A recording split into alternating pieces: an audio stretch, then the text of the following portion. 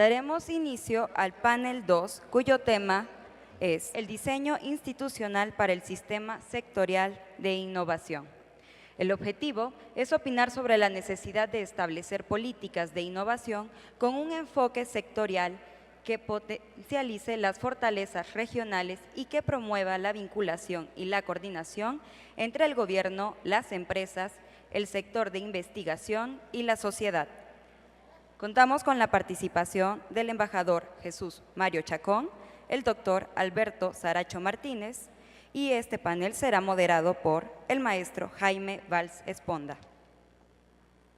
Muchas gracias al Senado de la República por la invitación, al doctor José Franco, también al director general de CONACYT, Enrique Cabrero, por esta invitación y por esta iniciativa tan importante para este foro.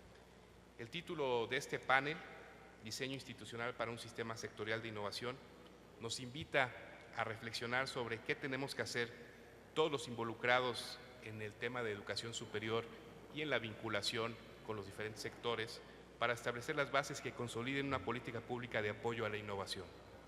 México está inmerso en una ola de reformas transformadoras que sin duda están trastocando el cómo hemos venido haciendo las cosas para una exitosa implementación de estas reformas. Necesariamente debemos pensar que hay que innovar y trabajar en consolidar los ecosistemas que sean impulsores y gestores de innovación, como se ha mencionado en esta mesa. El Foro Consultivo ha elaborado un documento muy interesante sobre una comparación internacional de agencias de innovación que presentan casos exitosos. Se los recomiendo, está en la página de internet del foro, es www.foroconsultivo.org.mx. México se está transformando y debe incluir a las instituciones que apoyen el alcanzar plenamente los objetivos planteados en la agenda nacional. Para ello se requiere el diálogo y la colaboración de todos los que podemos intervenir en fomentar estos ecosistemas. Nuestra asociación, la ANUYES, Asociación Nacional de Universidades e Instituciones de Educación Superior, trabaja a favor de la innovación en la creación de espacios para que las instituciones de educación superior contribuyan con todo su capital humano y su infraestructura a los procesos innovadores. Este panel que tengo el honor y gusto de moderar nos dejará sin duda con mucho material de reflexión. Presento al embajador Mario Chacón Carrillo. Le dejo el uso de la palabra. Muchas gracias, señor embajador. Muchas gracias, maestro Valls. Muchas gracias. Es un honor compartir esta mesa con usted y con el doctor Saracho. Y pues agradecemos mucho al senador Alejandro Tello, presidente de la Comisión de Ciencia y Tecnología del Senado de la República. La idea de tener este foro, nosotros consideramos que la innovación es un punto clave en el desarrollo de México. Nosotros consideramos que la innovación es el elemento central en la estrategia de desarrollo. Tengo una presentación, si fueran tan amables en ponerla. Exacto, esa es. La siguiente, por favor. Aquí tratamos de hablar de las cadenas de valor y cómo generamos valor agregado.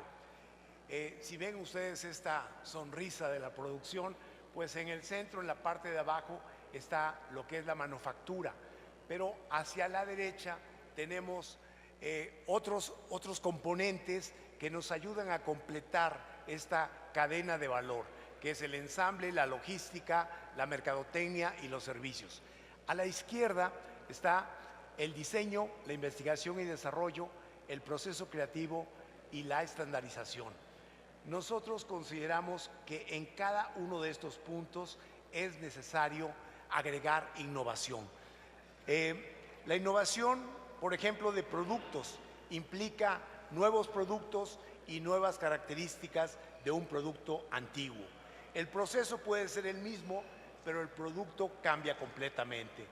Innovación del proceso implica un nuevo o significativamente mejorado método de producción o suministro.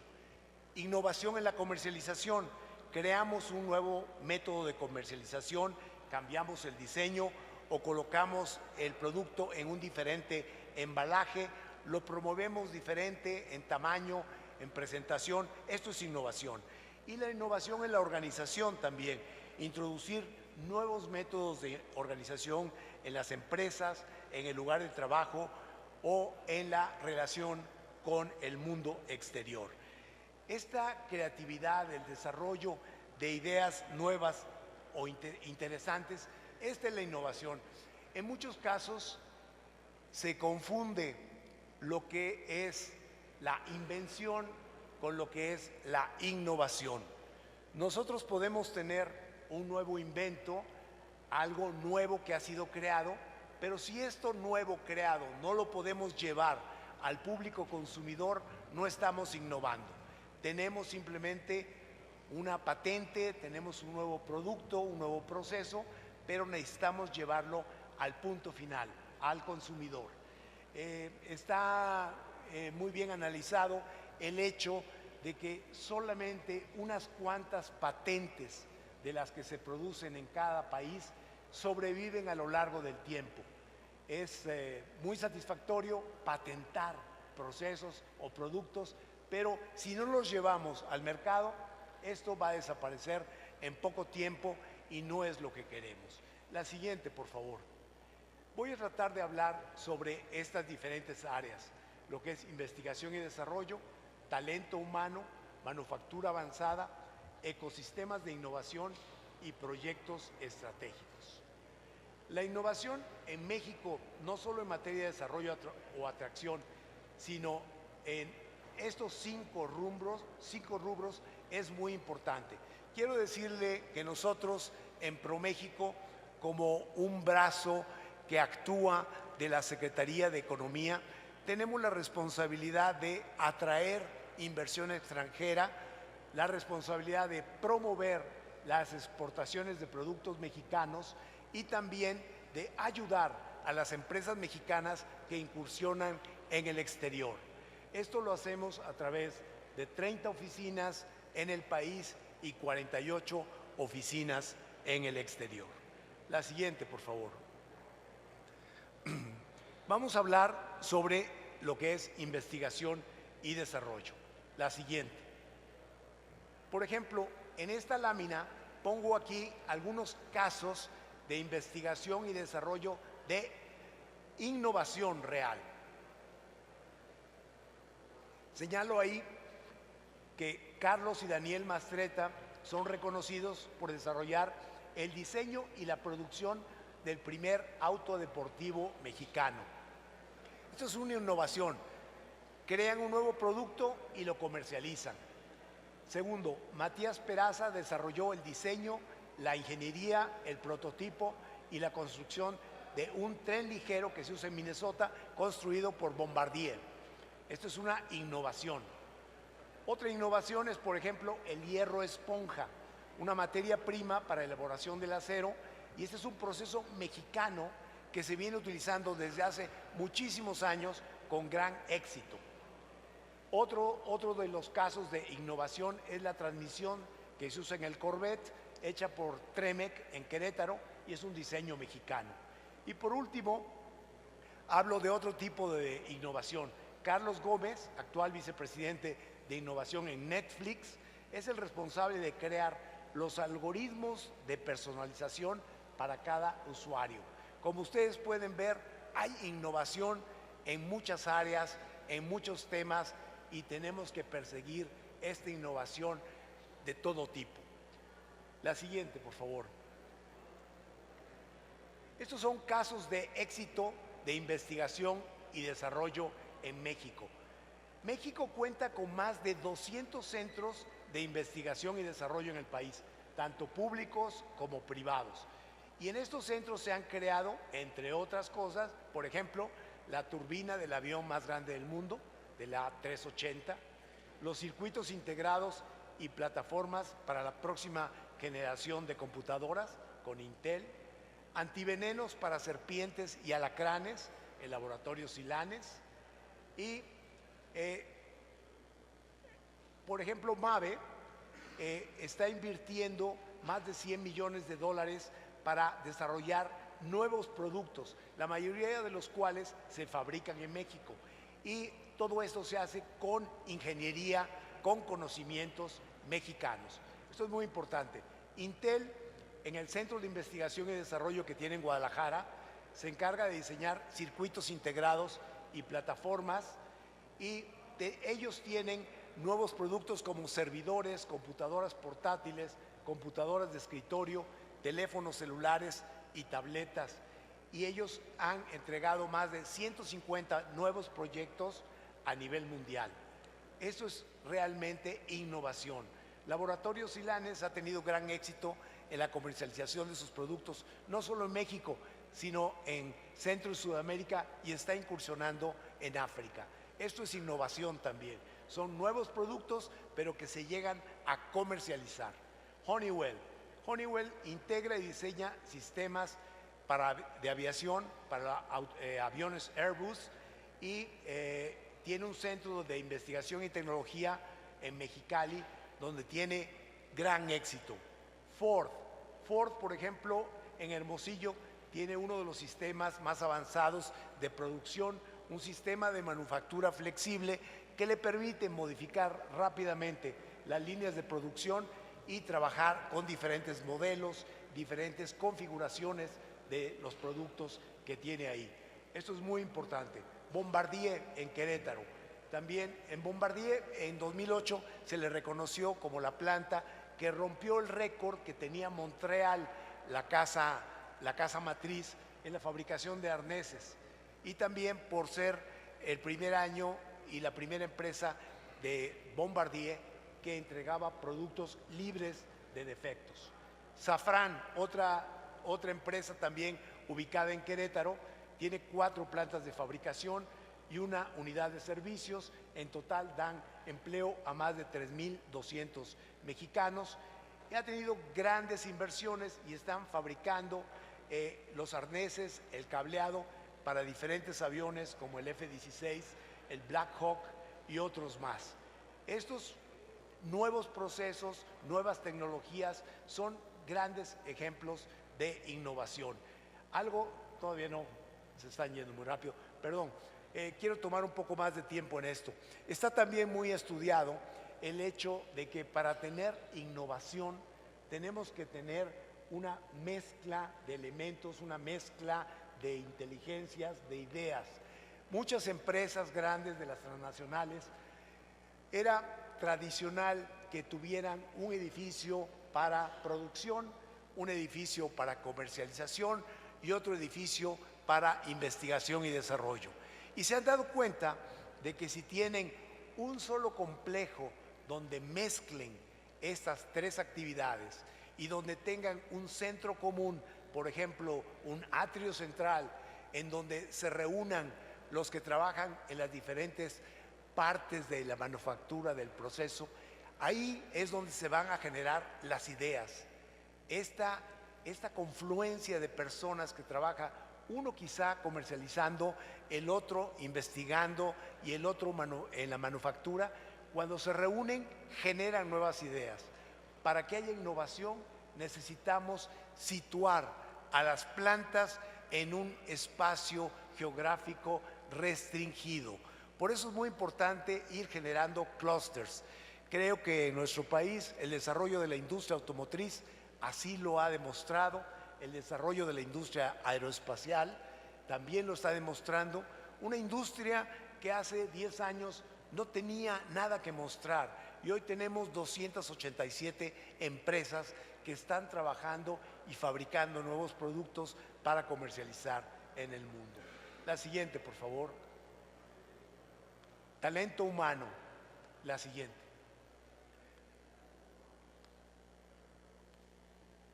Algo muy importante, obvio, para crear, para innovar, es el talento humano. En esta gráfica, espero que ustedes la puedan ver, pero es un estudio global de liderazgo que revela que México es un país con más líderes potenciales en relación con su fuerza de trabajo.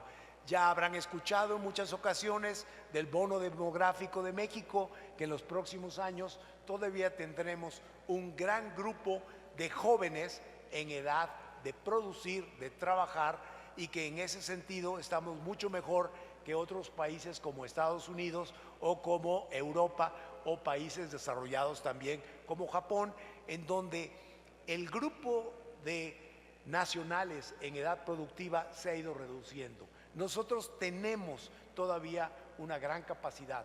Hay que aprovechar este bono demográfico y en este estudio se ve que México tiene un gran potencial de talento. Es donde podemos desarrollar líderes, porque tenemos muchos jóvenes, tenemos jóvenes preparados, jóvenes que se están preparando para asumir los retos del mundo. Y por ejemplo dice, en Estados Unidos solamente tiene un 10% de potencial. ¿Por qué? Porque están utilizándose ya casi al límite de sus capacidades. En Estados Unidos la innovación, está comprobado, la hacen en su gran mayoría inmigrantes. Inmigrantes dentro de los cuales los mexicanos juegan un papel muy importante. Si ustedes analizan quienes están trabajando en Silicon Valley, muchos de ellos son mexicanos. Muchos de ellos son mexicanos que o estudiaron en México y se especializaron allá, o estudiaron allá y han seguido trabajando en ese lugar, pero Estados Unidos está creciendo en gran parte a estos inmigrantes que tienen gran talento. Bueno, México es uno de los países con mayor capacidad para crear nuevos líderes. La que sigue, por favor. Esta gráfica nos gusta mucho utilizarla en ProMéxico, la tenemos casi en todas nuestras presentaciones y se refiere al total de graduados en las áreas de ingeniería, manufactura y construcción. Tenemos más de 110,000 jóvenes que año con año salen en estas áreas. Por supuesto, esto no es suficiente ya. Es necesario producir más y mejores ingenieros, pero también más y mejores técnicos especializados. Durante mucho tiempo se ha menospreciado la preparación de los jóvenes a nivel de técnico especializado. Todo mundo tradicionalmente, sobre todo hace años, quería tener en su casa pues a un abogado, a un médico y, ¿por qué no?, a un sacerdote. Ahora deberían de ver que deben de tener a un técnico automotriz, a un técnico en electrónica, a un técnico en diseño. Estas son las nuevas profesiones que son mucho más redituables si comparamos el tiempo que se invierte en estudiar y lo que cuesta una carrera, ya sea que la pague el Estado o que la pague el estudiante o la familia del estudiante, pues el trabajo más redituable es salir de técnico en automotriz. Con estos nuevos procesos que hemos adoptado en México de educación dual, que hemos seguido un poco el modelo que se tiene en Alemania, que se tiene en Austria, que se tiene en Suiza, y estamos trabajando de la mano de las grandes productoras automotrices, creo que vamos por el muy buen camino. Cada vez tenemos gente más preparada. Una de las plantas automotrices que pronto comenzará a producir en el estado de Puebla tiene a 600 mexicanos preparándose en Alemania en este momento. Esos son los técnicos que requerimos. Queremos que estén especializados. Y de esta gente que está trabajando, lo que yo mencionaba en Silicon Valley, por ejemplo, vamos a atraerlos, que trabajen con nosotros aquí.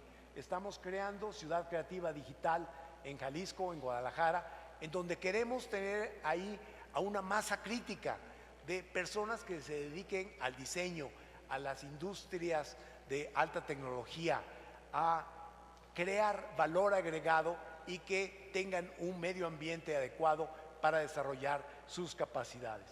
La siguiente, por favor. Una más.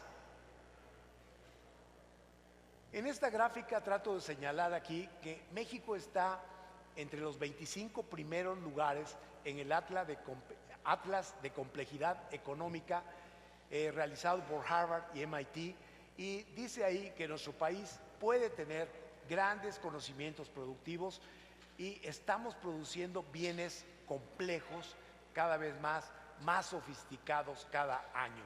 Esto es algo muy importante. Si antes, digamos hace 20 o 30 años, lo que hacíamos era unir componentes que llegaban de otra parte del mundo, ahora lo que estamos haciendo es diseñar ya gran parte de estos componentes. Y en la industria automotriz que es una de las más desarrolladas en el país y de las más integradas en Norteamérica, pues gran parte de los diseños ya se hacen en nuestro país. Y es igual también con chips. Por ejemplo, hay una empresa que se llama Skyworks, que está en Mexicali y que produce una enormidad, así como 7 millones de chips por día, y estos son los chips que convierten señales analógicas a digitales y viceversa. Y bueno, todo esto se está creando ahí ya con ingenieros y con técnicos mexicanos. Nosotros, se está acabando el tiempo, estamos muy bien localizados en productos sofisticados. La siguiente, por favor.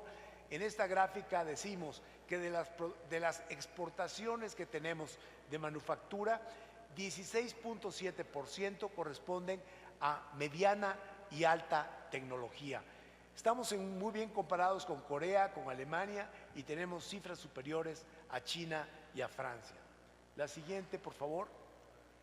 En manufactura avanzada, en aeroespacial, somos el 6º proveedor de Estados Unidos. En automotriz y autopartes, 8º productor y 4º exportador. En el sector energético, 3er país más atractivo para invertir en energía solar. En electrodomésticos, principal exportador de refrigeradores 2 puertas. Y en exportaciones tuvimos cerca de 400,000 millones de dólares ya en el año pasado, y más del 50% en mediana y alta tecnología. La que sigue, por favor. Otra más. Estamos tratando de crear polos de competitividad, para lo que les decía, para que las empresas estén cerca una de otra, se ayuden entre sí y se puedan crear esos procesos de innovación.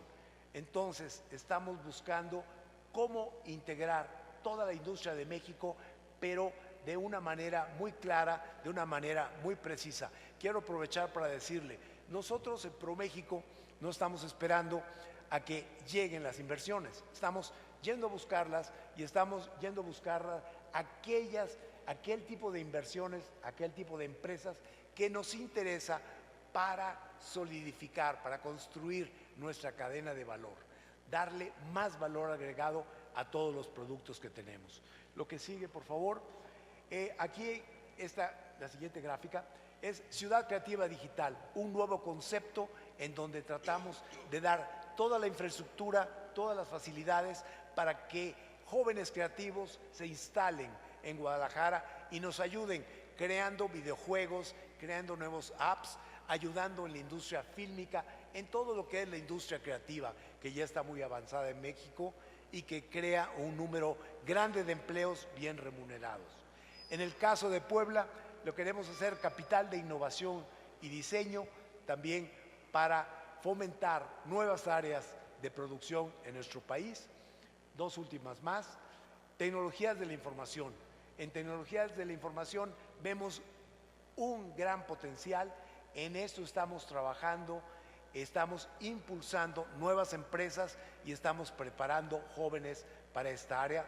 Y quizá por último, nosotros estamos tratando de ser un país líder en tecnología de la información y en industrias creativas. Queremos también recuperar los tiempos en que México era el centro productor de películas en América Latina y el Caribe, y en el año 50% de la producción fílmica nacional se exportaba. Ahora tenemos flashazos de grandes producciones, pero tenemos el talento que lo está demostrando fuera de las fronteras. Nuestra intención es traer ese talento y que lo demuestre aquí. Realmente se ha acabado el tiempo. Quizá nada más la última, dos más adelante, y quiero decirles lo que estamos haciendo con estos mapas de ruta. Sabemos en dónde estamos, en qué queremos convertirnos, cómo le vamos a hacer, y estamos haciendo mapas de ruta para industrias estratégicas. Con esto termino, falta tiempo. Gracias.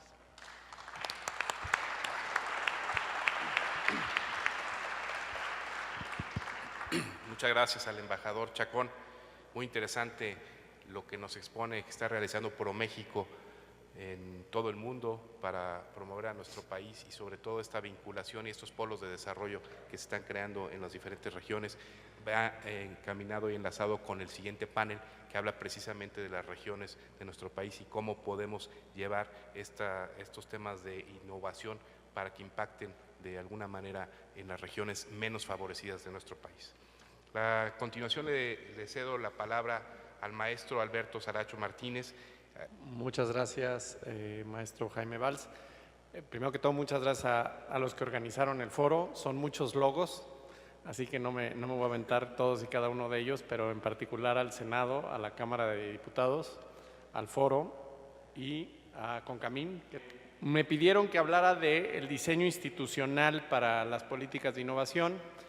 Es algo que conozco y conoce la Fundación IDEA. La Fundación se dedica a hacer estudios y recomendaciones sobre políticas públicas y en ese sentido les pediría que lo que voy a platicar en los siguientes, espero, 5 o 10 minutos, sea tomado en cuenta como políticas. No soy experto en innovación, entonces no conozco ni puedo hacer recomendaciones sobre cómo el sector privado, las empresas o los emprendedores hacen innovación, sino lo que sí conozco bien es cómo el sector público puede implementar políticas públicas para que se dé un ecosistema que propicie la innovación.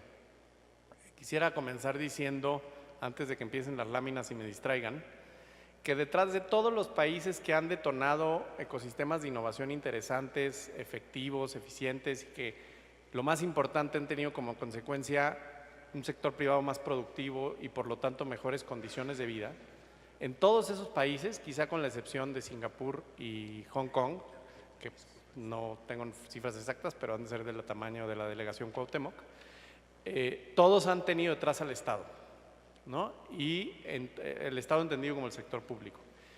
Y todos han llevado mucho tiempo en lograrlo. Esto no es una receta de un sexenio, ni de una década, sino de años, décadas, generaciones, y que por lo tanto, dadas esas condiciones, genera unos retos muy interesantes y que a mí en lo personal me apasionan y espero que ustedes también, para diseñar políticas públicas que funcionen, que fracasen y que aprendan.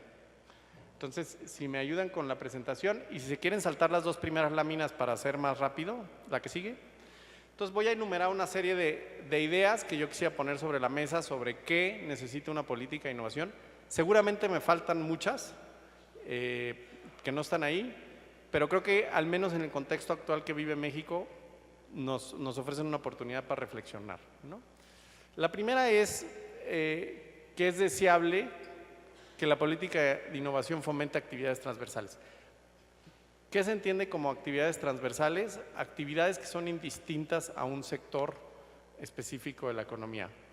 Entendemos, y de hecho consideramos que es importante hacer apuestas sectoriales, porque se necesitan economías de escala, se necesita aprovechar condiciones geográficas, de talento humano, en fin, que dan condiciones para que ciertos sectores tengan mayor probabilidad de innovar y de hacerlo de forma exitosa, pero no podemos dejar fuera que hay actividades que indistintamente del sector en el que se den, tienen externalidades positivas y generan valor social, ¿no? Es muy difícil y yo creo que podemos poner a la persona más inteligente del mundo responsable de generar sectores estratégicos y se va a equivocar. Le van a faltar y le van a sobrar. Entonces no podemos dejar de lado al mercado para que también haga su papel. Ahí enumero 3 cosas que considero que son muy importantes, que es la innovación como tal, como decía el embajador hace un ratito, no la invención, la innovación, y la innovación comienza el momento que suena la caja registradora. El momento que entró un depósito, un billete o una caja, en ese momento se convirtió en una innovación porque se vendió, una transacción de mercado. Segundo, el emprendimiento de alto impacto, ¿no? Ahora está muy de moda el tema, pero hay bastante evidencia de que las empresas de reciente creación, sin importar su tamaño, porque hay una tentación de vincular tamaño con edad, las de reciente creación tienden a tener mayores niveles de innovación porque están dispuestos a asumir más riesgo.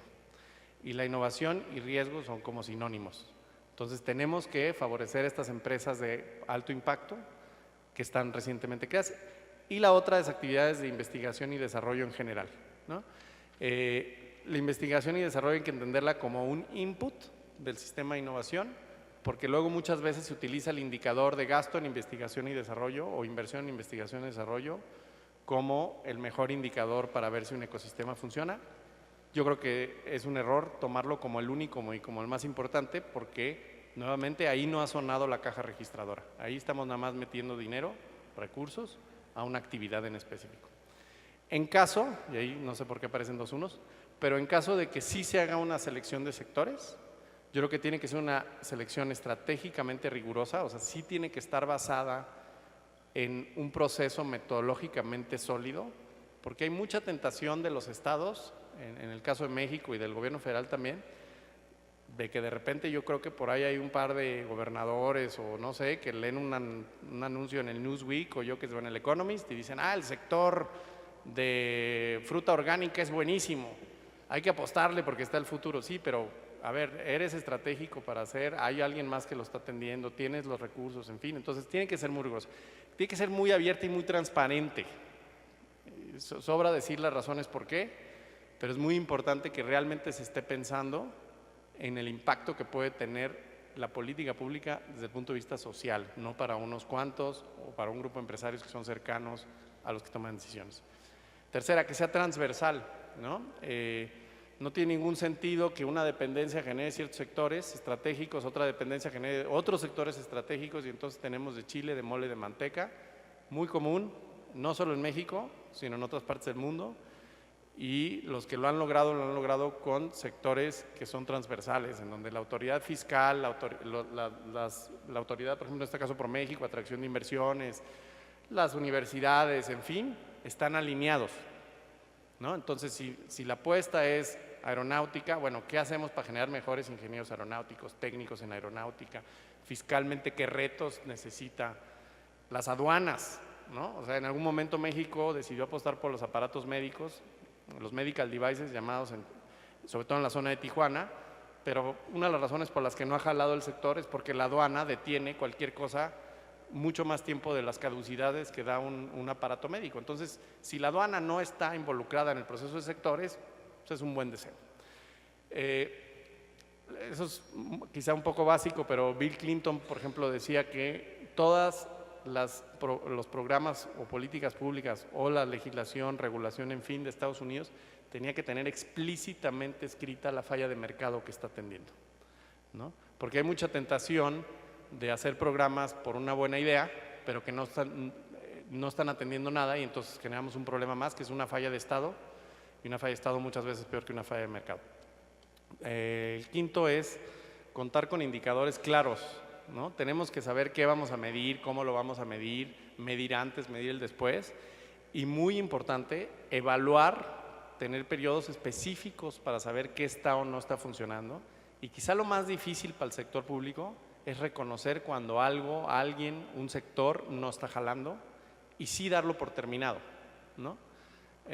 Porque es muy común que le apuestas a un sector y pasan 30 años y a lo mejor el sector ya ni es relevante para la economía global y ahí seguimos dándole durísimo y hay subsidios y hay programas, no sé, conozco, hasta hace poco creo había por ejemplo un subsidio para la copra, que es este aceite de coco, bueno pues eso ya era para cuando había linternas, ¿no? Entonces, pues generamos muchos incentivos allá afuera, tanto para el funcionario público y el político como para el sector privado. Entonces hay que tener cuidado con eso.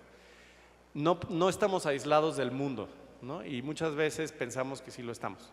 Entonces hay que entender qué está pasando en el mundo. Por ejemplo, ahorita Estados Unidos, y más ahora con lo que está pasando con el precio del petróleo y el acuerdo de Irán, por poner un ejemplo, está pasando por una fuerte reindustrialización. Hay muchas empresas que están trayendo sus plantas de manufactura de Asia de regreso a Estados Unidos. Bueno, ¿cómo podemos hacer que la política de innovación se inserte en eso? No podemos seguir apostándole a cosas que ya no cuadran, ¿no? La que sigue, por favor. Eso sobre la política. En general, sobre los programas en sí, entendidos programas como intervenciones, pues nuevamente algo muy obvio, ser transparentes, y ser transparentes no me refiero a saber cuánto gana el que lo administra, ni cuál es el padrón, sino también ser transparentes en cómo se seleccionan a los beneficiarios, quién los selecciona, cuáles son los criterios, cuál es el proceso, en fin. Algo también muy obvio, pero que a veces no es tan obvio, evaluación. Tenemos que estar evaluando. Un buen ejemplo de algo que hizo bien México, más allá de si se puede mejorar o no, es el programa Progresa, Oportunidades, Ahora Prospera. Un programa muy evaluado, que ha demostrado ciertos beneficios, también ha demostrado ciertas fallas, pero que por autoridades locales, internacionales, ha demostrado que tiene beneficios y quizá por eso sigue existiendo, ¿no? Yo creo que es importante implementar pilotos. O sea, antes de generar un programa de 4,000 millones de pesos, en donde vamos a tener 600, 700 empresas beneficiadas, en fin, yo creo que hay que pilotear las cosas, ver qué funciona y estar generando información. Establecer horizontes, eso es muy importante. Uno pensaría que si, por ejemplo, el programa de estímulos a la innovación, que es quizá el más grande que tiene el Gobierno de México, si el programa de estímulos a la innovación es bueno y realmente genera innovación, tiene que tener un horizonte, porque si no, no es tan bueno. O sea, si tenemos un programa de estímulos de innovación por toda la vida eterno, quiere decir que no está generando las capacidades en el sector privado para innovar por sí solo. Entonces, si uno analiza, muchos de los programas públicos que han sido exitosos han tenido horizontes. Ahorita puedo mencionar uno de Corea que conozco razonablemente bien, que se llama Innoviz, ¿no? Innoviz genera, y así es la misión del programa, encontrar las 25 empresas coreanas que van a cotizar en la Bolsa de Valores Mundial, llámese Nueva York, Shanghái, Tokio, en el 2025. Y en el 2025 va a cerrar ese programa, ¿no? Entonces, eso tenemos que tenerlo claro, porque si no, también ahí estamos para siempre. Pues digo, es muy obvio, la innovación no comienza en enero y termina en diciembre. O sea, hay muchos programas públicos que creen que el mundo se rige por lo que es el presupuesto público. Entonces, lo que pasa es que ahí estamos haciendo malabares en diciembre para justificar el gasto, cuando realmente eso no tiene nada que ver. Entonces, tenemos que encontrar mecanismos jurídicos, legislativos, presupuestarios, de transparencia, en fin, que nos permitan que el sector público y las políticas públicas respondan a las necesidades del sector privado, porque lo que está pasando es exactamente lo contrario. Ahí están todas las empresas buscando convocatorias de enero a marzo, aplicando de marzo a mayo, correteando el dinero en verano y luego metiendo facturas para justificar el gasto en noviembre y diciembre. Eso no va a cambiar nada. Ahorita, de hecho lo incluí ayer, el número 6, que aguas con las duplicidades, y creo que viene muy en la mesa por el tema del presupuesto base cero. Hay una gran tentación por identificar muchas duplicidades, que sí las hay, sin duda hay mucha tela donde cortar, pero no es tan trivial el análisis.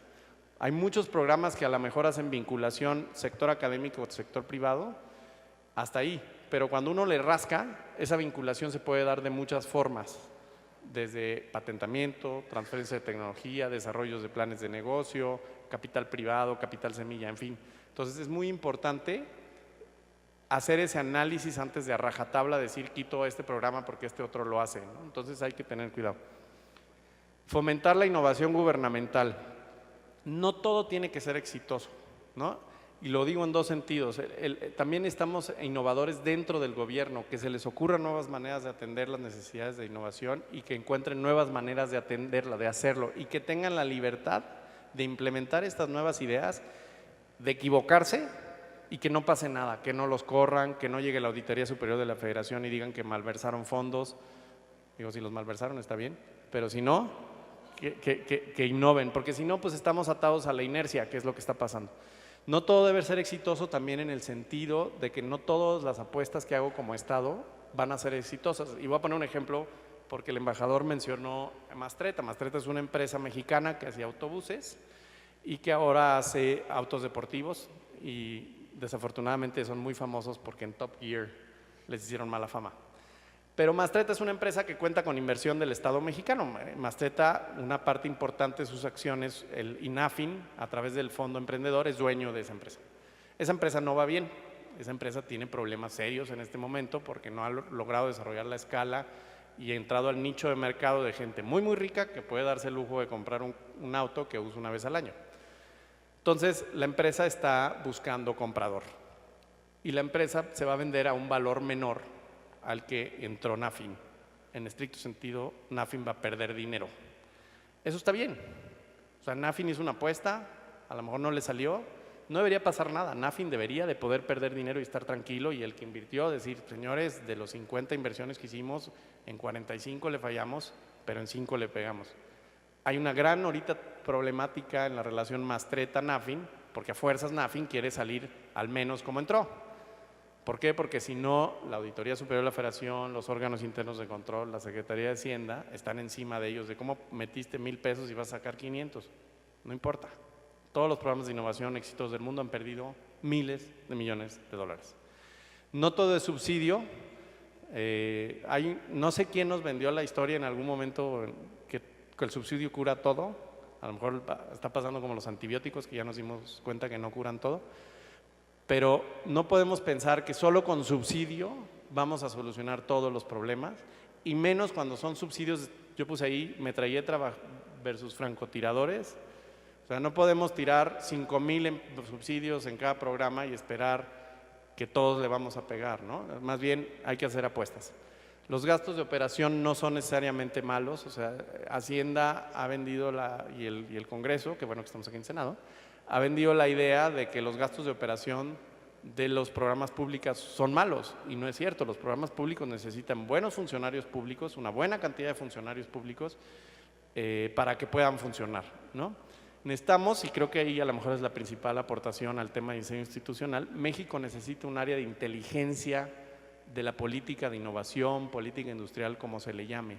Necesitamos a alguien que esté arriba de todos estos programas, arriba de ProMéxico, y que esté viendo hacia dónde vamos, ¿no? A lo mejor un poco lo que está haciendo ProMéxico con mapa de ruta, pero mucho más arriba. Necesitamos que alguien que le pueda decir a CONACYT, necesito 550 ingenieros aeronáuticos de Inglaterra, de Estados Unidos y de Corea, estoy inventando. Pero alguien, y que pueda empujar a CONACYT a que destine 500 de sus becas a eso, y que al mismo tiempo le pueda ir a decir a la Subsecretaría de Educación Media Superior y le diga, necesito una escuela en Querétaro que haga esto, y que al mismo tiempo le vaya y le diga a ProMéxico, necesito que me atraigas a estas 2 empresas, y que pueda ir con Hacienda y le digo, necesito que me des los incentivos fiscales correctos para atraer y desarrollar esta industria. Eso no existe en México. Entonces todo el mundo jala para donde cree que está bien, y terminamos matando muchas buenas ideas, porque el que sella en la aduana mató a lo mejor un sector, ¿no? Y ya creo que la que sigue es la última. Esto es algo muy básico, pero no quería dejarlo fuera. Toda la política industrial puede ser muy buena, toda la política de innovación puede ser muy buena, pero si el ambiente de negocios es el que tenemos actualmente, también vamos a fracasar. Alguien me dijo una vez que si los hermanos Wright hubieran nacido en México, no tendríamos aviones, porque seguramente el inspector del municipio les hubiera bajado una lana, y después para obtener un subsidio hubiera tenido que contratar un consultor, en fin. Entonces, necesitamos acabar con monopolios artificiales. Hay muchísimos en México, notarios públicos, el propio registro público, en fin, muchísimas cosas que tienen. O sea, echar a andar una empresa es muy caro, muy complicado, y es solo para eruditos. Facilitar el entorno fiscal para MIPYMES y empresas de reciente creación. En México tú abres una empresa y por muy tarde 4 semanas después, o sea, si la abres el primero del mes, cuando menos 4 semanas después ya tienes que estar pensando en qué vas a declarar. O sea, ni siquiera sabes qué vas a hacer, ni cómo se come la empresa, y ya estás declarando impuestos. Absurdo. Fomentar el crédito al sector privado se explica solo. Modernizar registros de comercio y propiedad. Mejorar el Estado de Derecho en general. Y yo creo que sí hay que hacer mucho por fortalecer la sociedad civil, sobre todo en las asociaciones de consumidores. Las asociaciones de consumidores tienen un papel muy importante en la innovación, porque generan también información para las propias empresas. Y ya es todo. Así que muchas gracias.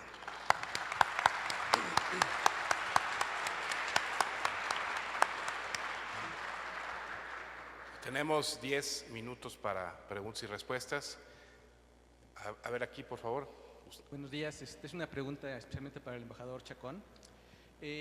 Acerca de la visión de la innovación que mostró en su plática, y que me parece que es muy consistente con la visión también de la industria en general.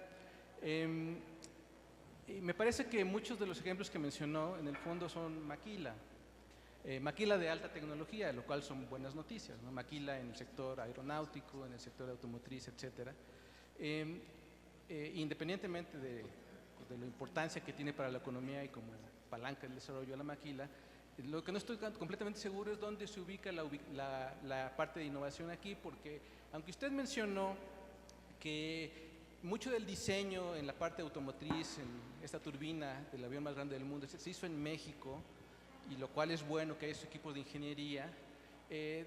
A mí me queda un poco de duda por dos razones. Una es las patentes. Porque toda esta tecnología de automotriz genera patentes, y en México no hay esas patentes. Las patentes son de compañías que están en el extranjero, lo que pues, me hace presumir, y lo que yo creo que pasa es que el diseño internacional de esas empresas hace el diseño y aquí realmente nada más se maquila, lo cual sí es bueno, pero de todas maneras la parte de pasar del lado pasivo al activo como que todavía no se cumple. Y el otro aspecto es que cuando hay una nación en la cual genera innovación de manera genuina como Corea o como Singapur, etcétera, la tecnología, la innovación produce que la riqueza se distribuya socialmente. O sea, hay una derrama social que es percibible en las calles. Y en México todavía no tenemos eso. Entonces, y lo contrasto para terminar un poquito con el proyecto, por ejemplo, que nos presentaron en la plática anterior de los telescopios con espejos de 8 metros que se hacen para ver el espacio, un proyecto completamente científico, pero la tecnología que se requiere para hacer esos telescopios sí da lugar a un montón de empresas tecnológicas que son genuinamente innovativas, y hacer esos proyectos sí genera patentes porque hay un montón de problemas técnicos que no se han resuelto y que se van a enfrentar durante el proceso, y eso no lo tenemos. Entonces, dentro de la visión de ProMéxico, ¿dónde quedan estos grandes proyectos tecnológicos que van a dar los problemas específicos que generan las patentes y que generan la riqueza y generan la tecnología que da realmente valor agregado?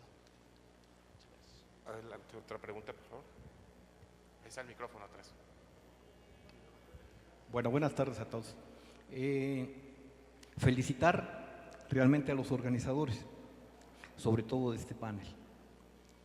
Creo que permite valorar dos visiones, la del embajador y la del ciudadano, Alberto. Y qué bueno que así sea. Nada más pensar en la innovación en México, donde la cola puede ser punta. Y me refiero al caso de los magueyes y los mezcales, que tienen la fortuna de tener México, y en donde hay un ambiente, un negocio, algo propicio que nos puede caracterizar a los mismos mexicanos y su potencial de desarrollo, donde por cierto ProMéxico está haciendo bastante, es decir, buscar que esas posibilidades de lo que tenemos independientemente del sector, independientemente de la agenda de innovación y los estados donde esta se haya generado por el aporte del CONACYT, puede tener algo muy importante para nuestro México, donde la cola también puede ser punta. Muchas gracias. Bueno, voy a tratar de responder rápidamente a la primera pregunta.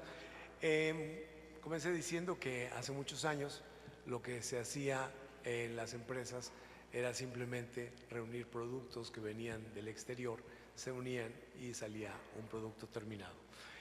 Hemos avanzado mucho en eso y créame que se siente una gran satisfacción poder estar en una planta de helicópteros en Montreal, la planta de helicópteros Bell, y ver que 60% de un helicóptero que se va a entregar ya es hecho en México. Ahora, ¿qué es lo que sucede? En ese mundo globalizado, rarísima es la empresa que tiene todos sus productos de un solo lugar. Los productos van y vienen, cruzan las fronteras. Por ejemplo, en la industria automotriz hemos visto que una parte de automotriz puede cruzar 8 veces la frontera antes de estar en un auto terminado. Entonces, ¿qué es lo que estamos haciendo? Estamos integrando la producción, en el caso automotriz y en el caso aeroespacial, de los países de América del Norte. Y dentro de esta integración, ya un componente importante es el diseño de los productos. Sí se diseñan en México, sí se producen en México, sí se venden en México. Todo esto es en porcentajes. No puedo decirle que haya uno completo, 100%, tampoco hay un 100% hecho en Estados Unidos, un 100% hecho en Canadá. Por ejemplo, el Learjet 85 se fabrica en 3 países. Es una integración completa la que tenemos: Canadá, Estados Unidos y México. Y, por ejemplo, en Intel, el laboratorio que tiene Intel en Guadalajara para nuevos diseños de nuevos chips, de nuevos productos, ahí están 2,000 ingenieros mexicanos. Hay otra empresa que se llama Magna, que produce productos automotrices, todo lo automotriz, menos llantas y parabrisas, todo ellos lo hacen. Y bueno, ellos tienen también miles de mexicanos trabajando en todas las etapas, desde el diseño, desde la idea del nuevo producto hasta la comercialización. Cuando nos metemos a ver a fondo cada una de las industrias que tenemos, créame, podemos estar orgullosos, estamos contribuyendo con talento y tenemos no nada más mano de obra, sino también inteligencia y preparación. Otra cosa que quisiera yo comentar, el ingreso de los trabajadores de las industrias de exportación es superior al ingreso que tiene un trabajador de una industria que no se dedica a la exportación. Esto es algo que está comprobado y estamos por eso impulsando a nuevas industrias que sean competitivas en el mundo exterior. El volumen de exportaciones que tenemos, que ha ido creciendo, creo que demuestra que esta es una buena manera de avanzar y estamos creando cada vez más empleos y mejor redituados. Por favor. Sí, buenas tardes. Ricardo Gómez de Concamín.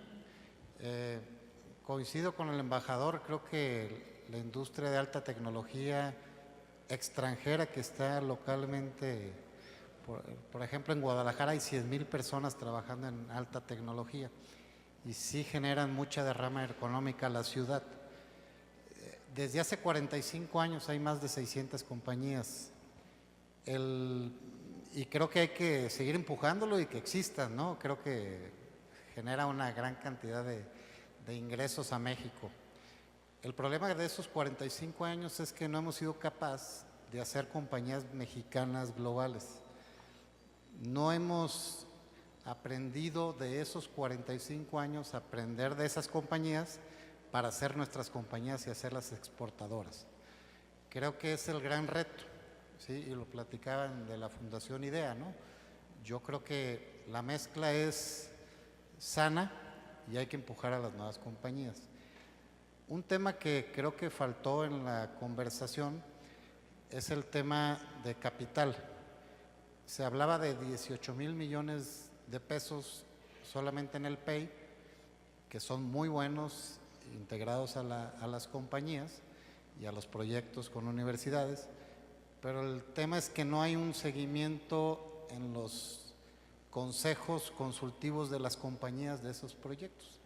Entonces, esos 18,000 millones pueden tirarse, no a la basura porque se gastan, pero realmente no hay un retorno de inversión de esos 18,000 millones. Entonces, sí creemos que el impulsar capitales de riesgo como están en Silicon Valley, que no hay recursos públicos, sino son capitales de riesgo, si esos 18,000 se fueran a fomentar capitales de riesgo donde sí se dieran seguimiento en los consejos consultivos de las compañías, el valor agregado de esos recursos, creo que sería mucho más productivo ese recurso. Entonces lo pongo en la mesa nada más, el fomentar capital de riesgo en la innovación. No tenemos el caso de Mastreta, lo platicabas, es la única compañía que tenemos de compañía de automotriz mexicana, pues hay que seguirla empujando, ¿no? No matarla, ¿no? Muchas gracias. Comentario. Señor que tiene levantada la mano, por favor. Ya me había cansado, pero mire, le hablo al embajador Chacón. Usted mostró una lámina que muestra un mercado de 440 millones de dólares estimado en las industrias de las TICs. Y a mí me interesa de sobremanera porque yo soy profesor de la Facultad de Informática en Querétaro y quisiera preguntarle en ese sentido, para lograr una inversión de empresas con ese mercado tan enorme, ¿cuál sería el perfil que están buscando las empresas que vienen a México en busca de que se encuentren con el talento mexicano? ¿Qué perfil tendría un ingeniero egresado en estas áreas de las TICs? Y por otra parte, si sí estamos logrando cubrir ese perfil o tenemos algunas dificultades, sobre todo porque quiero suponer que muchas de estas empresas son extranjeras y no necesariamente todas hablan español. Muchas gracias, profesor. A sus comentarios finales, Maestro Saracho, por favor. Muchas gracias a todos por los comentarios. Digo, no voy a comentar las de ProMéxico porque no conozco lo suficiente, pero sí nomás una reflexión sobre el tema de capital de riesgo, venture capital, seed capital. Varias cosas. Sin duda creo que el venture capital o capital de riesgo es muy importante, aunque la evidencia de que es importante es mixta, ¿no? Por un lado, hay estudios que dicen que por cada $1 que se invierte en capital de riesgo, hay $4 que regresan en investigación y desarrollo. O sea, incluso llegando a decir que es mejor invertir en un fondo de capital que en una universidad. O sea, hay evidencia que dice que es eso. Por otro lado, hay evidencia que dice, por ejemplo, Estados Unidos acaba de sacar un reporte, la Kaufman Foundation me parece que fue, en donde agarró 20,000 empresas que tenían menos de 20 años en Estados Unidos y las siguió hasta la fecha, y solo como el 0.5% de las empresas que sobrevivían y que crecieron habían tenido capital privado. Entonces es así como un volado. Todavía no está muy claro, pero sin duda para ciertos sectores, en particular TICs, es indispensable. Creo que hay un mito ahí que hay que quitar, que es que en Silicon Valley todo funciona perfecto y que el gobierno no aparece. De hecho no es así. Incluso actualmente existe un programa del gobierno americano que se llama el Small Business Investment Corporation Program, en donde el gobierno de Estados Unidos garantiza hasta la mitad de la pérdida que tienen muchos de estos fondos, ¿no? Entonces, que es interesante porque originalmente ese programa que se llamaba Participating Securities era un programa más parecido al que tiene México, en donde el Estado realmente intervenía. De hecho, por mencionar un ejemplo, Apple, Costco, Home Depot, las 3 empresas tuvieron participación del Estado americano cuando arrancaron, ¿no? Entonces, sí está ahí. Y bueno, y si nos vamos a Fairchild, pues Silicon Valley lo creó el Ministerio de la Defensa americano. Entonces, nuevamente, yo creo que hay que meterle evidencia a estos temas y ver qué funciona, qué no funciona, y como estos programas ir evolucionando. Bueno, no pusieron al final la página de nosotros, es www.fundacionidea.org.mx. Si tienen cualquier pregunta, nos pueden enviar un correo y hay mucha información ahí arriba que la pueden bajar gratis. Muchas gracias, maestro. Para sus comentarios finales, embajador, por favor. Muchas gracias. Agradezco la última pregunta. Me da oportunidad de comentar algo sobre la educación. Creo que es fundamental no perder el tiempo en muchas materias, dedicarse matemáticas, español, ciencias, hacer que pierdan los estudiantes el miedo a la física y a la química, que eso es fundamental, idiomas para que puedan leer en otras lenguas y generar curiosidad, generar interés, ayudar al joven que tiene ese impulso natural por aprender más, impulsarlo a que aprenda y darle entusiasmo. Cuando se enfrente con una dificultad, no pensar tanto en la dificultad, sino en la solución. ¿Cómo hacer que suceda? Esa debe ser la filosofía. Muchas gracias. No me queda más que agradecer al Senado, al doctor José Franco. Muchas gracias a todos por su participación y presencia.